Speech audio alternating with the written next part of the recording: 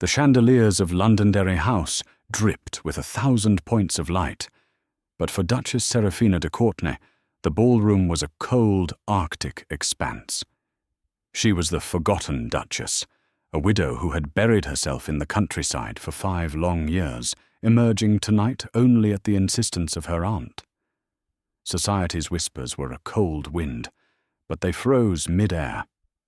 The music scratched to a halt. There, at the top of the grand staircase, stood her husband, the man she had personally identified and buried, the man whose death had shattered her life. It was impossible. It was Duke Alistair.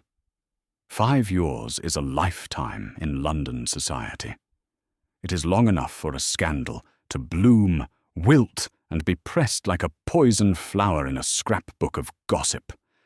For Seraphina de Courtenay, Duchess of Haverfield, it had been a 5-year sentence of self-imposed exile. Her husband, Alistair, the charming, reckless, and devastatingly handsome Duke, had died in a carriage accident on a rain-slicked country road. The official report was a tragedy. The whispers, however, were far more sinister. They spoke of ruinous gambling debts, of shadowy creditors, of a rumoured mistress in Paris. Some even whispered that the quiet, reserved Duchess, unable to bear the humiliation, had arranged it. Seraphina, then only 22, had withered under the speculation.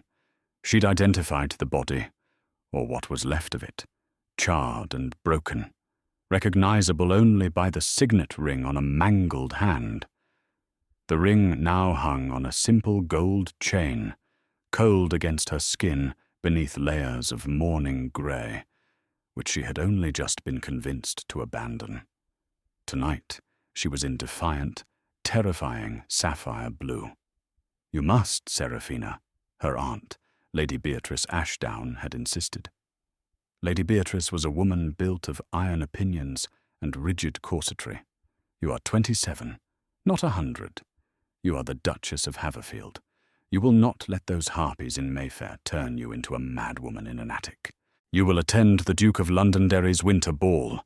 You will hold your head high. You will live." So here she was, at Londonderry House, on Park Lane, feeling less like a living woman and more like a ghost herself. The ballroom was suffocating. The scent of heavy perfume and beeswax, the glint of diamonds on wrinkled necks, the murmur of voices, it all pressed in on her. She had endured the receiving line, the stiff nods, the eyes that lingered too long, searching for cracks in her composure. She found a small alcove, partially hidden by a potted palm, and gripped her chilled champagne flute. "Just 1 hour," she whispered to herself. 1 hour, and then I can return to Blackwood Manor. Back to my books and my dogs. Back to peace. "My dear Duchess, you look restored." The oily voice of Lord Pembroke, a man who had once been one of Alistair's chief gambling partners, slithered into her ear. She gave him a look of pure ice. "Lord Pembroke, I am surprised to see you. I had heard you were travelling." Fleeing creditors she left unsaid. Pembroke chuckled, undeterred. "One cannot stay away from London in the winter. The cold, you know. It sharpens the senses." Before she was forced to reply, a sudden electric hush fell over the ballroom. It was not a gradual quieting, but a sharp, collective intake of breath. The orchestra, mid-sweep through a waltz, faltered. Violins screeched into silence. Seraphina turned. All eyes were fixed on the grand staircase. A man stood there, poised at the top. He was not announced by the majordomo. He simply appeared. He wore immaculate evening attire, the black wool absorbing the light. He was tall, with the same broad shoulders and impossibly dark, curling hair as Alistair. He descended the first step, the light catching the sharp, aristocratic planes of his face. The same high cheekbones, the same straight nose, the same cleft in his chin. "Good God," Lord Pembroke whispered, his ruddy face pale as lard. Seraphina's champagne flute slipped from her numb fingers and shattered on the parquet floor. The man's gaze swept the room, dismissive of the staring crowd until it found her. His eyes. They were Alistair's, a deep, piercing grey that had always seemed to hold both a laugh and a storm. He walked toward her, not with Alistair's careless, buoyant stride, but with a slow, deliberate, and predatory grace. The crowd parted for him as if he were the angel of death. He stopped a foot in front of her. The scent of him was different, not Alistair's familiar blend of brandy and sandalwood, but something colder, sharper, like winter air and iron. "Seraphina," he said. The voice was the final, devastating blow. It was Alistair's voice, the same rich timbre, the same cultured accent. Seraphina's hand flew to her throat, her fingers grasping the signet ring through the blue silk. Her heart hammered not with fear, but with a sudden, volcanic rage. How dare he? How dare this thing come here and wear her husband's face? "Who are you?" she demanded. Her voice was a low, shaking thing, but it cut through the silence. The man's lips curved in a smile that was nothing like Alistair's. It was cold, assessing, and utterly without humour. "My apologies, Duchess," he said, his voice loud enough for the entire ballroom to hear. "We have not been formally introduced. My name is Marcus Thorn, and I believe you have something that belongs to me." The silence that followed his words was absolute. It was a vacuum, waiting for the thunderclap. Seraphina did not faint. The women of her era were trained to faint at the slightest shock, but Seraphina was made of sterner stuff. The blood in her veins had turned to ice water, and with it came a chilling clarity. This was not a ghost. Ghosts did not have the sheer, physical presence of the man standing before her. Ghosts did not smell of iron. "Mr. Thorn," she replied, her voice gaining strength, "you have the advantage of me, and you are mistaken. I have nothing that could possibly belong to you." The man, Thorn, tilted his head. The movement was so painfully familiar, it felt like a knife twisting in her ribs. "I disagree, Your Grace. You hold the entire Haverfield estate, an estate built on a lie, an estate that rightfully belongs to another." A gasp rippled through the room. Lord Londonderry, their host, finally galvanized into action. He was a tall, imposing man with a formidable political career. He began to move through the crowd, his face a mask of thunder. "Sir," Lord Londonderry said, his voice booming, "you will identify yourself properly or you will be removed. This is a private home." Marcus Thorn didn't turn to face the Duke. His grey eyes remained locked on Seraphina. "My apologies, Lord Londonderry. As I said, I am Marcus Thorn. I am an associate of your guest, Lord Pembroke." All eyes swiveled to Pembroke, who looked as if he were about to be sick. I know him from a club," Pembroke stammered. He is an American investor. I had no idea, I swear." "An American," Seraphina repeated, tasting the word. It explained the slightest, almost imperceptible flatness to his vowels. "An American who happens to wear my late husband's face. A bold trick, sir." "It is no trick," Thorn said, his voice lowering, intended for her alone. "But it is, as you say, a bold move. One must be bold when one has been wronged. Seraphina, my dear, come away." Lady Beatrice had finally pushed through, her face ashen. She seized Seraphina's arm. "This man is mad. He is an impostor, a cruel, monstrous—" "I am precisely what I appear to be, Lady Ashdown," Thorn interrupted, his tone sharp. a man looking for what is his. "And what is that?" Serafina demanded, pulling her arm free from her aunt's grip. She would not be led away. She would not be a forgotten Duchess hiding in the shadows. Not from this. "Justice," he said simply. Before she could form a reply, two of Lord Londonderry's footmen, burly men hired for just such disturbances, flanked Mr. Thorn. "Mr. Thorn," Lord Londonderry said, his voice final, "you will leave. Now." Thorn looked at the footman, then back at Serafina. He gave that cold, chilling smile again. "As you wish. But this is far from over, Duchess." He reached into his breast pocket and withdrew a simple, white calling card.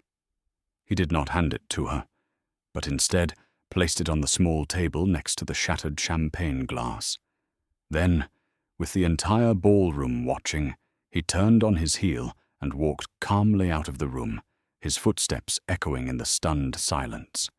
The moment he was gone, the room erupted. The dam of whispers broke, and a flood of speculation, outrage, and morbid excitement filled the air. Serafina stood frozen, her gaze fixed on the calling card.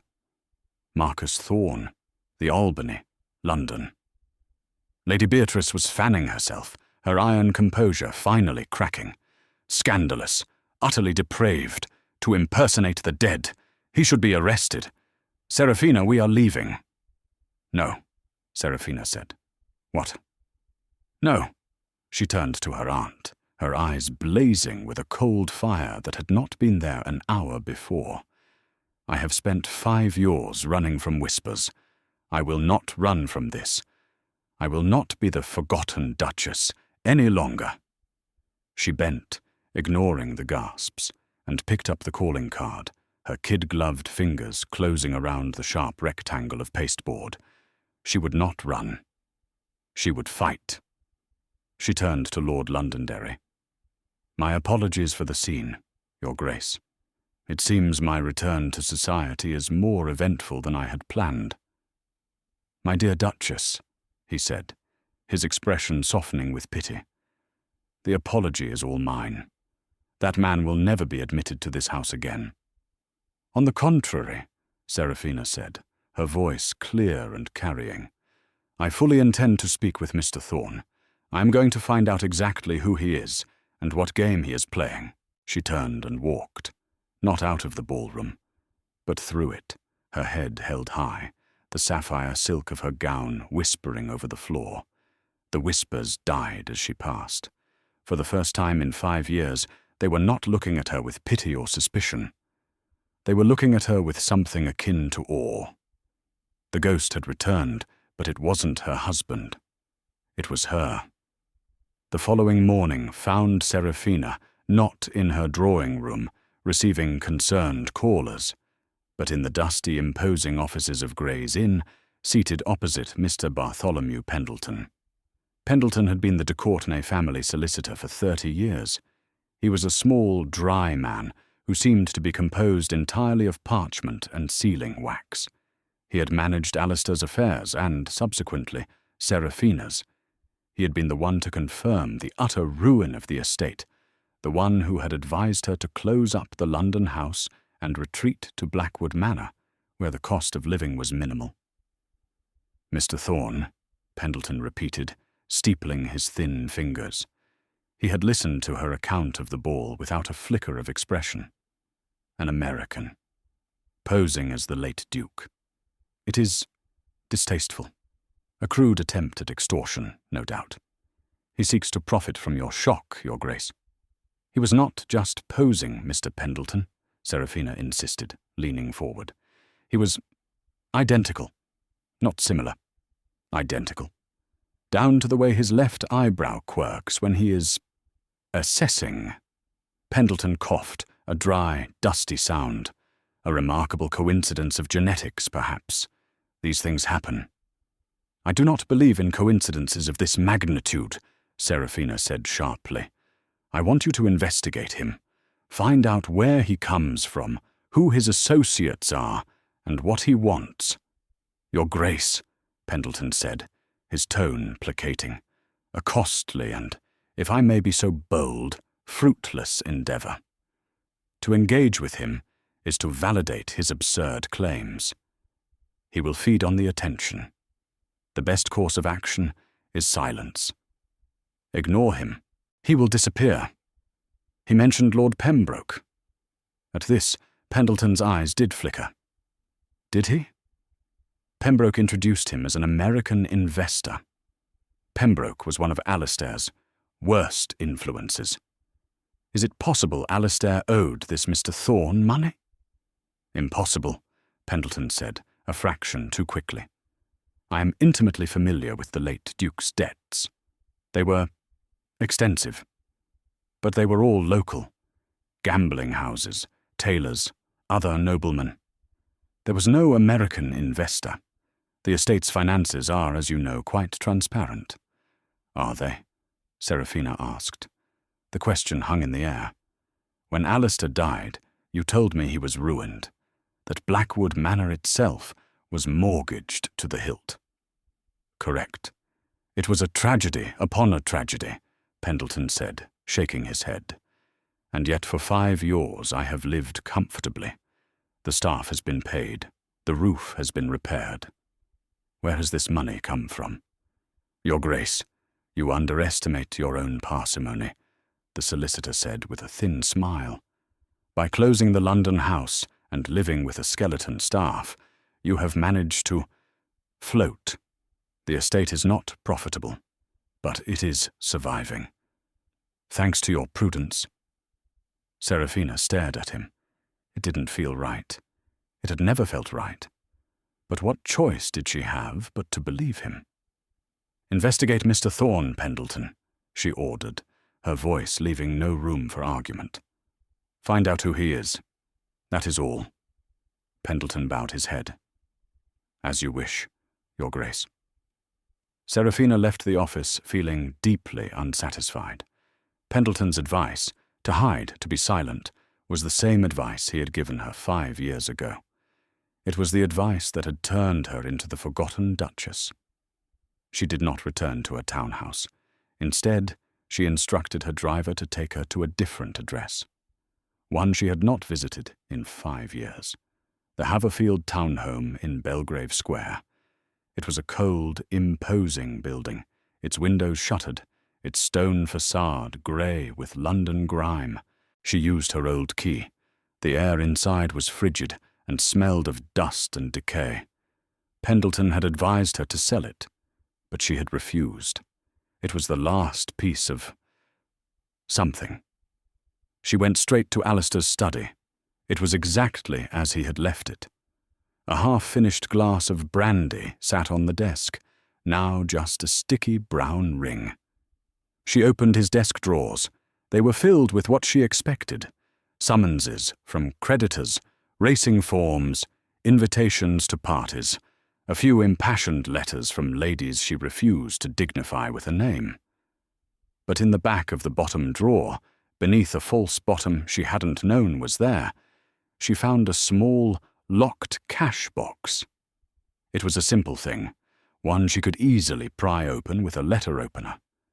Inside there was no cash. There was only a stack of letters, tied with a black ribbon. They were not from a mistress. The handwriting was Alistair's, but they were not addressed to anyone she knew. They were addressed to Thomas. She sank into the desk chair, the dust motes dancing in the single shaft of light from the window. She untied the ribbon. My dearest Thomas, the first one began, dated 6 years ago. I received your letter. I cannot express my joy that you are well, though the circumstances you describe in America sound harsh. I am sending what I can. It is not as much as I would like.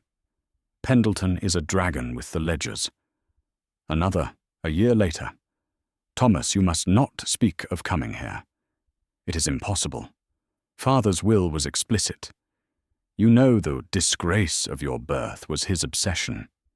He would sooner see the title burn than have you, his bastard twin, set foot in England. Serafina's breath caught. bastard twin. Alistair had a twin brother, an illegitimate one, sent away to America. She read on, her hands shaking. The letters painted a grim picture. Alistair was not just corresponding with his brother, he was conspiring with him. The last letter was dated 1 week before the accident. Thomas, it is done.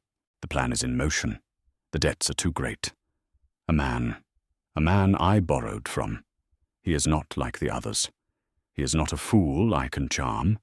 He is threatening Serafina. I cannot allow that. The accident is set for next week. Pendleton has arranged a suitable body from the morgue, a poor soul with no family. By the time they find the carriage, I will be on a ship to New York. You must come to England at once. Use the name we discussed, Marcus Thorn. Go to Pendleton. He will have your share of the funds from the final asset liquidation. We will be free, brother. Both of us. I will see you in New York. Serafina dropped the letter. Alistair wasn't dead. He had staged it. He had fled.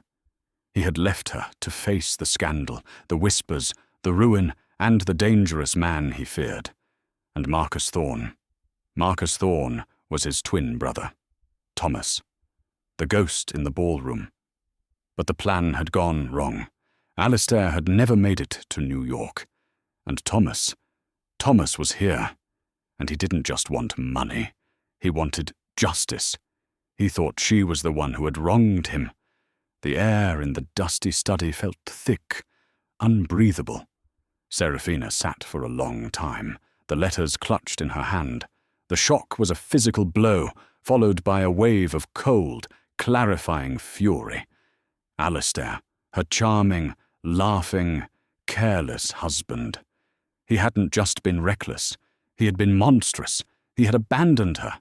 He had faked his own death, planted a body, and left her to grieve a man who was, in all likelihood, living a new life in America. He had let her become the forgotten Duchess, a pariah haunted by his supposed death, while he was free.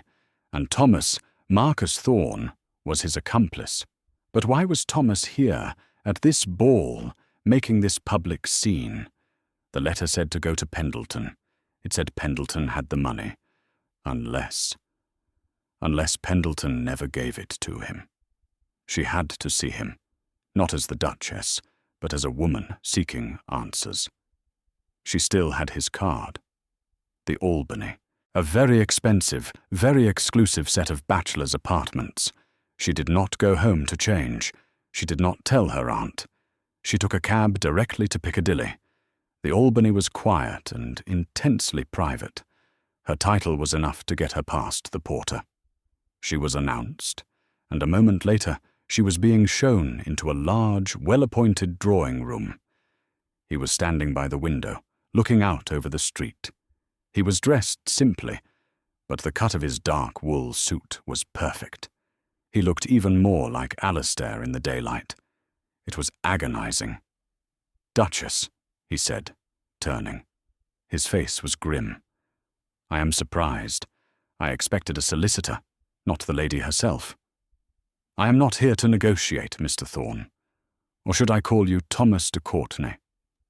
His bloodshot, Alistair Gray eyes widened, just fractionally, the first genuine crack in his iron facade.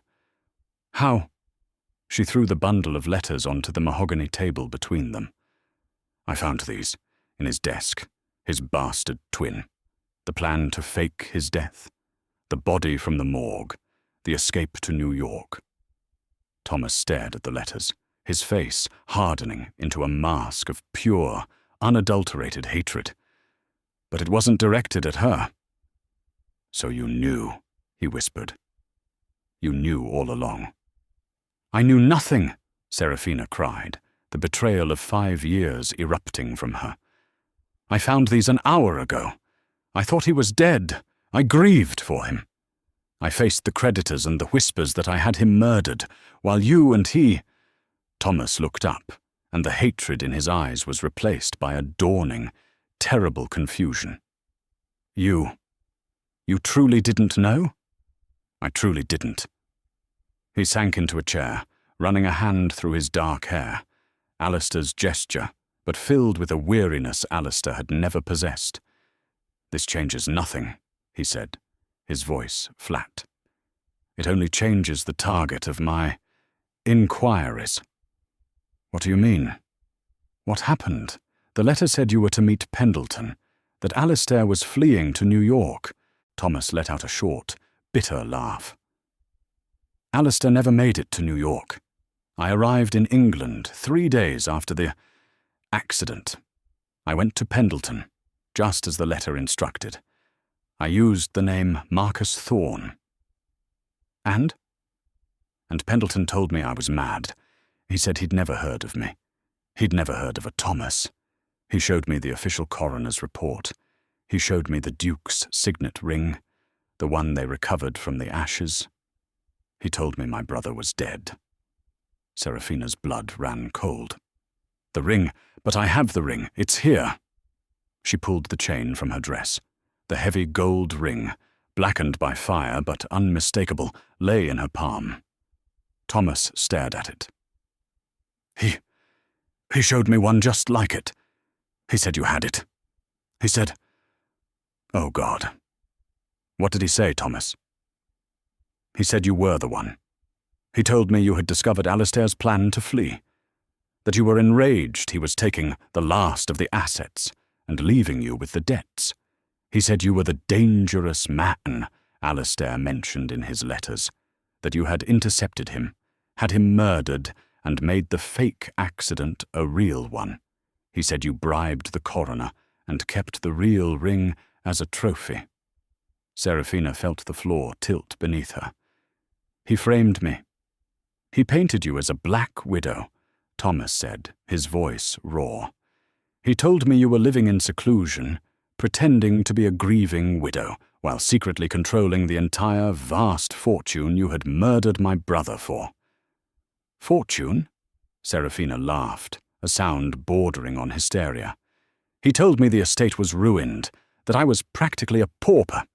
He's been paying me a small, carefully managed allowance from what he called prudent investments, just enough to keep Blackwood solvent.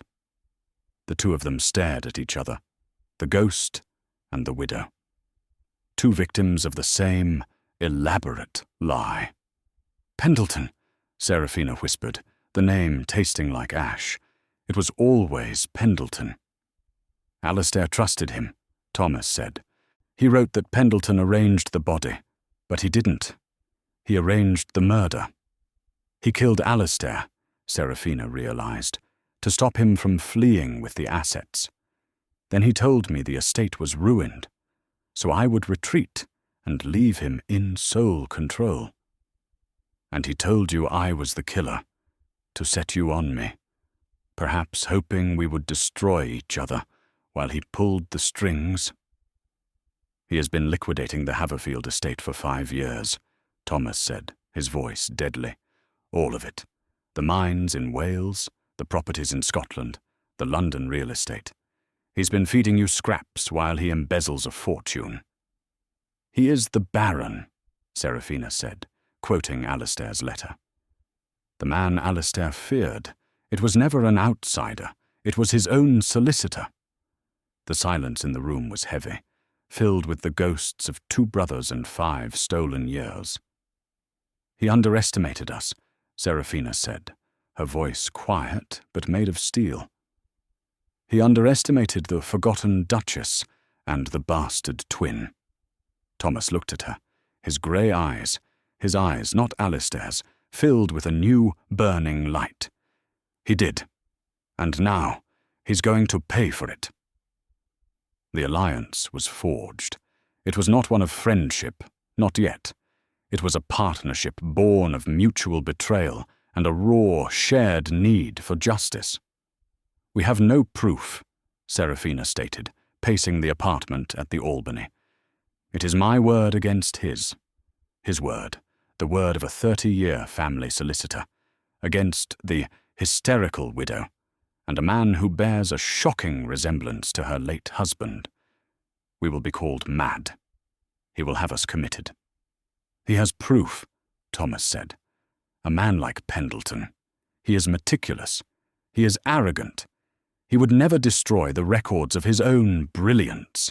He will have ledgers, a private set, detailing every transaction, every shilling he has stolen. His office at Gray's Inn, Serafina said. It's impenetrable. He has a safe. I've seen it. He keeps the more sensitive family documents there. Then we must get into his office, and into that safe. How? Serafina stopped pacing. I cannot simply ask him for the key. He's already suspicious. My visit this morning, asking questions about the estate's finances, he will be on his guard. We don't ask. We use the one thing we have that he doesn't expect. You. Me. You are still his client, Thomas said, a calculating look entering his eyes.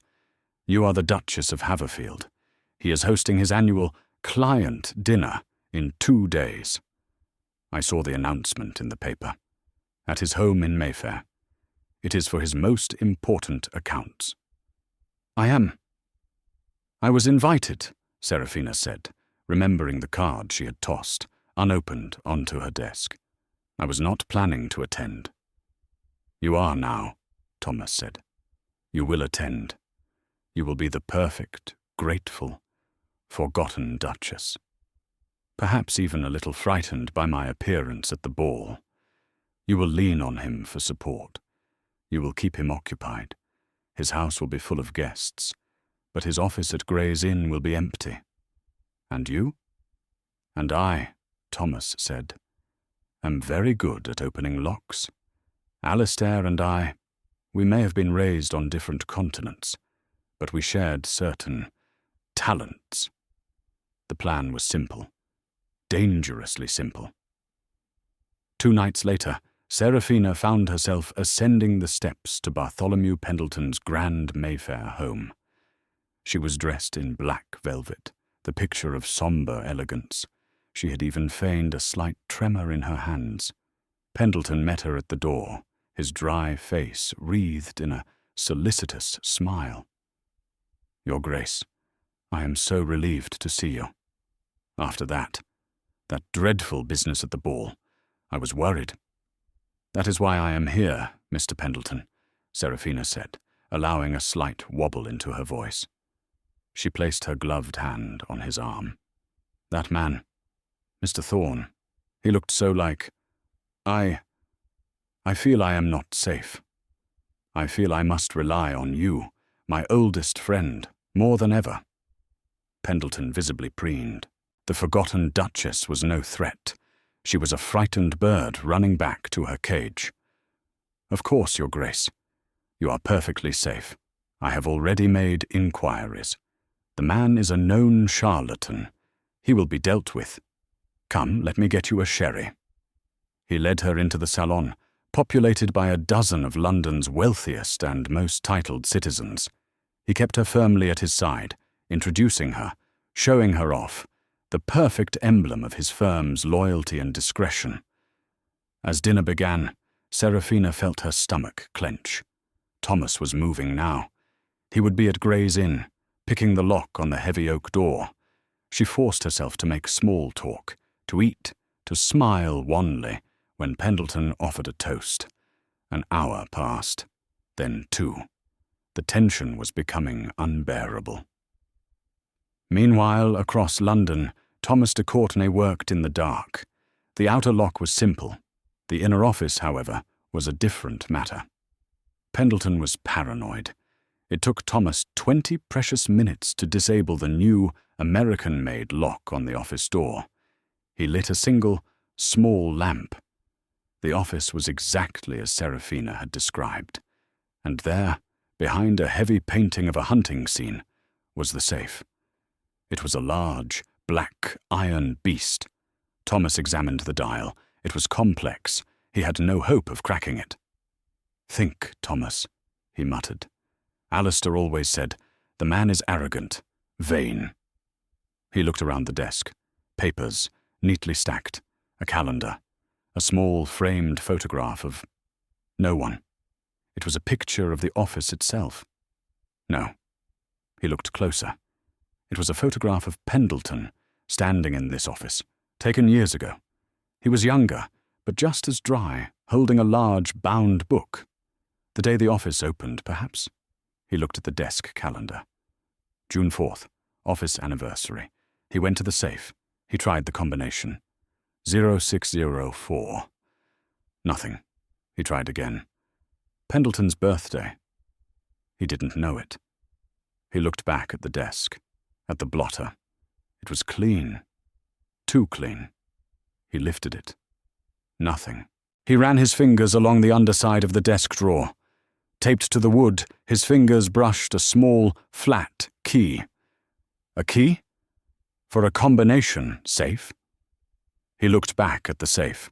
It was a dual lock, a key and a combination.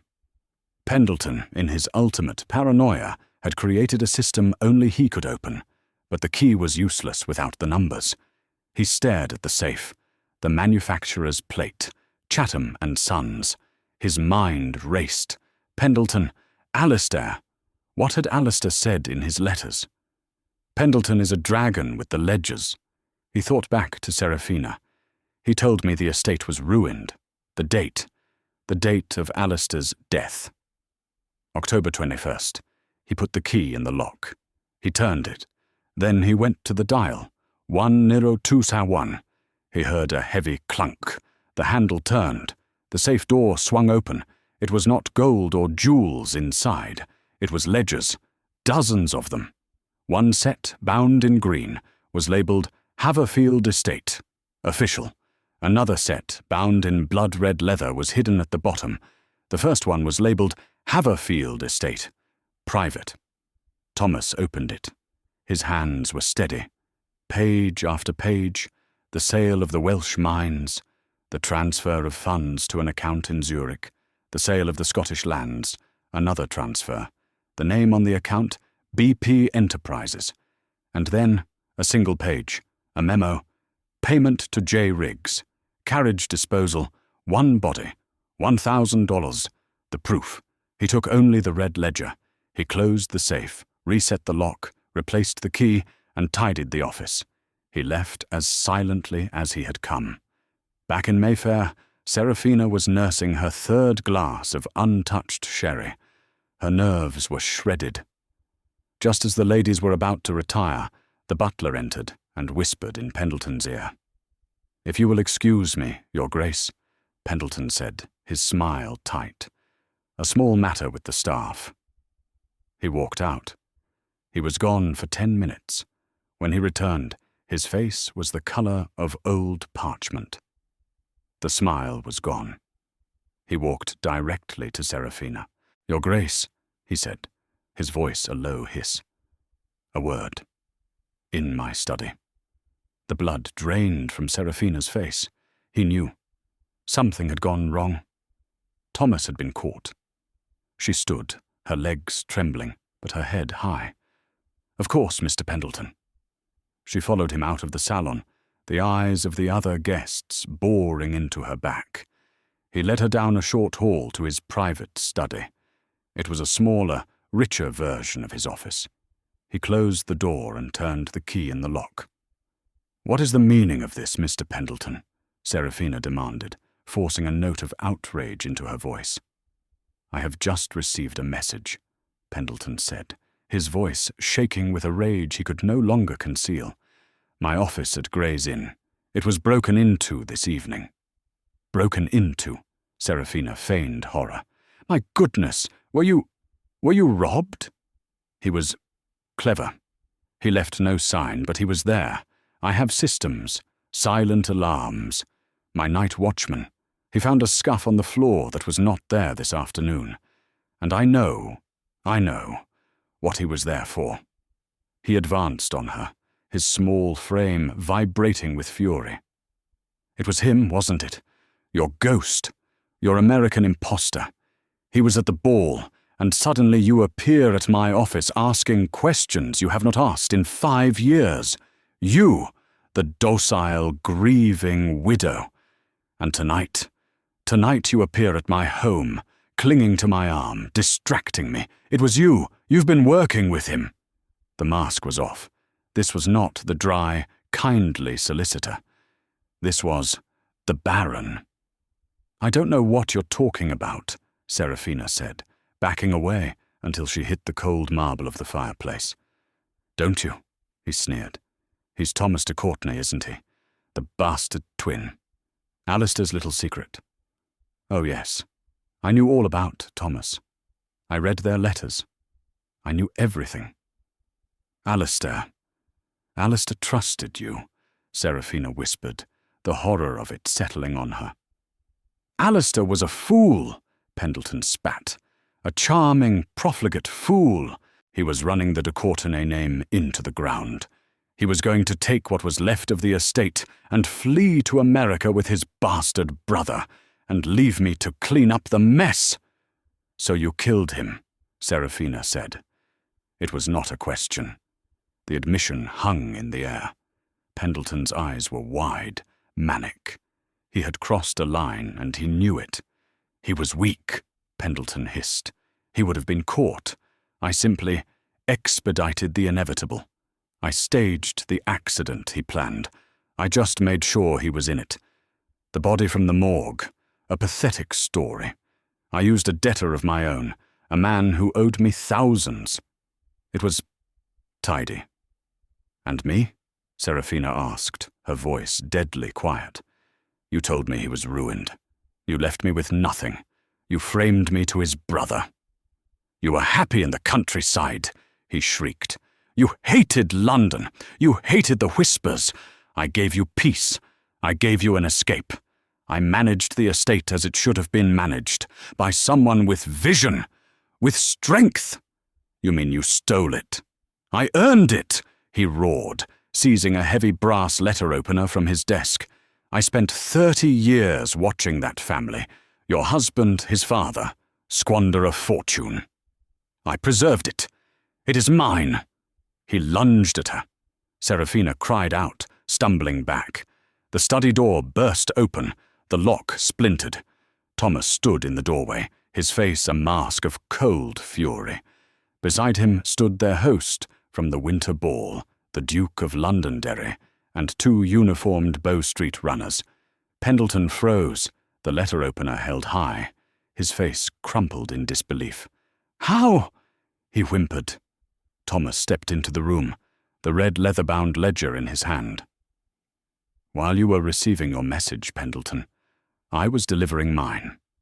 To Lord Londonderry, in his capacity as a magistrate. Lord Londonderry looked at Pendleton with utter disgust.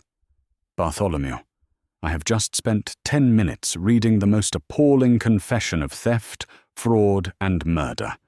And now, I believe I have just witnessed an attempted one. Seraphina looked at Thomas. He had never intended for her to be in danger. He had used her as a distraction, yes, but he had brought the law with him as a shield. They are lying, Pendleton babbled, dropping the letter opener. It clattered on the floor. It's a fabrication. That thing, he is an imposter. The ledger, Mr. Pendleton, Thomas said, tossing it onto the desk. Your private ledger, with the Zurich account numbers, and the payment for the carriage disposal. I believe your game is over. The Bow Street runners seized Pendleton. The solicitor, the man of parchment and wax, finally dissolved. He began to sob, a high S, pathetic sound. You ruined it, he screamed at Seraphina as they dragged him away. It was perfect. You were forgotten. You should have stayed forgotten. The study was silent, save for Pendleton's fading cries. Seraphina was shaking, the adrenaline draining away, leaving her weak. Thomas moved to her side. He didn't touch her.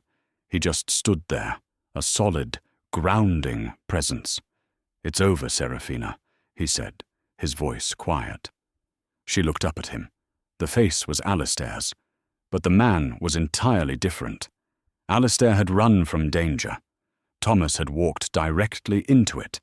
Alistair had abandoned her. Thomas had saved her. The ghost she whispered.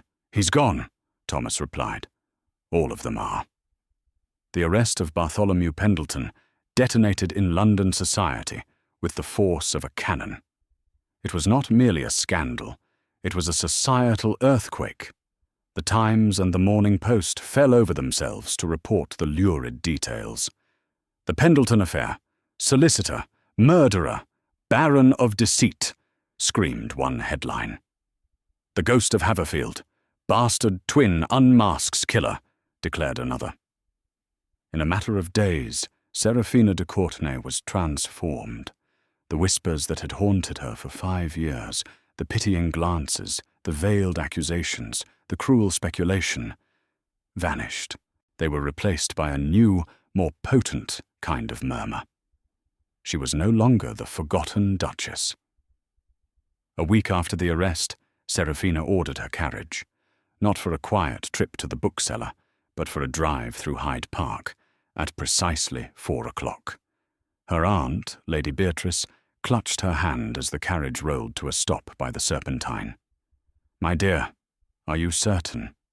The stairs." "Let them stare," Seraphina said. Her voice was quiet, but the tremor that had lived there for 5 years was gone. She descended from the carriage, dressed not in morning grey or defiant sapphire, but in a deep, rich emerald velvet. Every head turned. Every conversation stopped. Lord Pembroke, the man who had first introduced Thomas as an investor, was holding court by the rail. He saw her, and his ruddy face went the colour of bleached linen. He bowed so low it was almost comical. The ton parted for her. The women who had cut her, the men who had pitied her, they now watched with a mixture of fear and profound awe. They saw the woman who had lived for 5 years as a pariah, who had walked into a ballroom and faced a ghost, who had entered a lion's den and emerged with the lion's head. They called her the Iron Duchess. Seraphina did not feel like iron. She felt as though she had been hollowed out by fire, and what was left behind was not metal, but something harder, clearer, like glass. She had been invisible, and now she was anything but. The legal and financial resolutions were, by contrast, blessedly dull. She had hired a new, brutally efficient team of solicitors. The Zurich accounts were frozen. The Welsh mines, the Scottish lands, the London properties. Pendleton's liquidation had been systematic, but he had, in his arrogance, kept meticulous records. "The bulk of the fortune is recoverable, Your Grace," the new solicitor, a pragmatic man named Davies, explained. "It will take time, but the Haverfield estate is not just solvent. It is one of the wealthiest in England." He cleared his throat, shuffling his papers. "There is, however, the complex matter of Mr. Thomas de Courtenay." "There is nothing complex about it, Mr. Davies," Seraphina stated, her voice leaving no room for argument. "Mr. de Courtenay is my late husband's brother. He has been defrauded just as I have. He is to be considered a principal in this recovery." Davies blinked, surprised by her vehemence. "As you wish, Your Grace." But the true resolution could not happen in a solicitor's office. She had sent him a note. Not to the Albany, but to Haverfield House, the grand, cold townhouse in Belgrave Square, which was now a hive of activity. Dust sheets were being burned. Windows were thrown open to the winter air.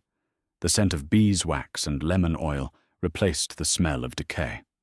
Thomas arrived, not as a ghost, but as a man. He stood in the grand foyer, watching as footmen carried a shrouded piece of furniture. He looked uncomfortable, his dark American-cut suit a stark contrast to the gilt and marble. "Thomas," she said. He turned. Every time she saw him it was a fresh shock. The face was Alistair's, the way the light caught his dark hair, the shape of his mouth, but the presence was entirely different.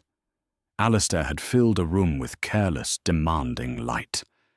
Thomas was a grounding force, solid and still. She led him to the study, Alistair's study. She had already had his desk removed. "The solicitors have given me the preliminary reports," she began, standing by the fireplace. "The estate is mine, legally, unequivocally. As Alistair's widow, I am his sole heir. Your status gives you no claim." Thomas nodded. His face was grim. "I expected as much. I am not here for a handout, Serafina." "I know," she said. "Which is why I find the legal position unacceptable." He looked up, his grey eyes, his eyes sharp with surprise. "Pendleton stole 5 years from me," she said, her voice low. "He stole a brother from you. He stole a name from you. I cannot repay that, but I can restore what is yours by blood." She walked to the new, simpler desk she had installed and picked up a sheaf of documents. "These are the deeds to Blackwood Manor and all the adjoining lands in Wales. They are yours." He stared at the papers, then at her. He didn't move. "Blackwood? That is your home, the place I hid," she finished. "It was my prison, Thomas, a beautiful, quiet, cold prison where I went to be forgotten. I will never live there again. But it is de Courtenay land. It needs a master, not a ghost, not a grieving widow. It needs you." He walked to the window, staring out at the London street. Alistair used to write about it. He said it was the one place he felt real. "He was a fool," Serafina said, the words sharp and sudden, surprising them both. Thomas turned. "Yes," he said quietly. "He was." He ran a hand through his hair, the gesture so like Alistair's it made her heart ache. "But he was my brother. And I will not take your home as a payment." "Then what will you take?" she demanded, frustration rising. "You are a de Courtenay. All of this. It is your birthright as much as it was his." "No, it wasn't." His voice was rough, the first crack in his iron control. "My birthright was a ship to America, and a letter branding me a bastard. Alistair's birthright was this." He gestured around the magnificent room. "I am not him, Serafina. I am not the charming aristocrat. I am the man who had to build a life from mud. I will not be your manager. I will not be your project, and I will not take your charity." "It is not charity, it is justice." "Then let's speak of justice," he said, stepping closer. "The estate is wealthy, yes, but it is broken. Its reputation is in tatters. Its assets are scattered. Its tenants are confused. You are the Iron Duchess, but you cannot run this alone. You need someone who knows how to build. Someone who knows how to fight." Her breath caught. "What are you proposing?" "Alistair ran," Thomas said, his voice dropping. "He ran from his debts, he ran from his responsibilities, and he ran from you. I am not a runner. I am proposing a partnership, not a manager. A partner. You are the name. You are the Iron Duchess. I am the American, the builder, the bastard who knows how to wring a profit from stone. We will rebuild the house of Haverfield. Together." He stood before her, not as a ghost, not as a replacement, but as himself. For the first time, Serafina truly saw him. The face was the same, but the man was Alistair's opposite. Where Alistair was weak, Thomas was strong. Where Alistair was careless, Thomas was deliberate. Where Alistair had abandoned her, Thomas had stood with her. "A partnership," she repeated, tasting the word. It felt solid, real. "The forgotten Duchess and the bastard twin," he said, a small, wry smile touching his lips. It was nothing like Alistair's grin. It was weary and wise and real. London won't know what hit it.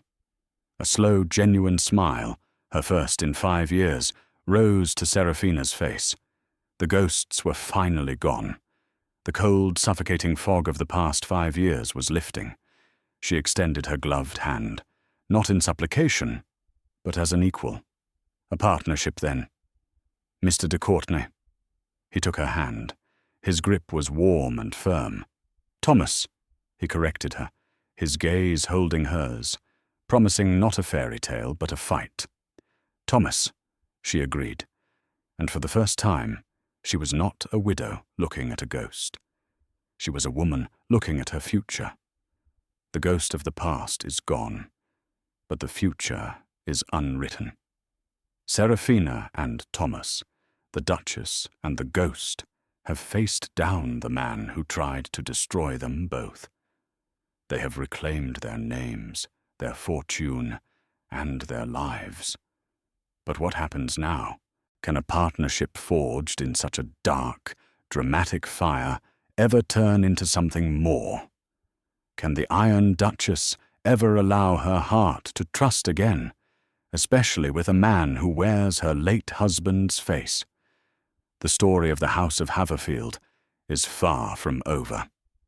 If you were captivated by Seraphina's journey from a forgotten widow to a woman of power, please show your support. Hit that like button. Share this story with someone else who loves a dramatic twist, and most importantly, subscribe to our channel. We have so many more stories of intrigue, betrayal, and real-life drama coming your way. Don't miss a single one.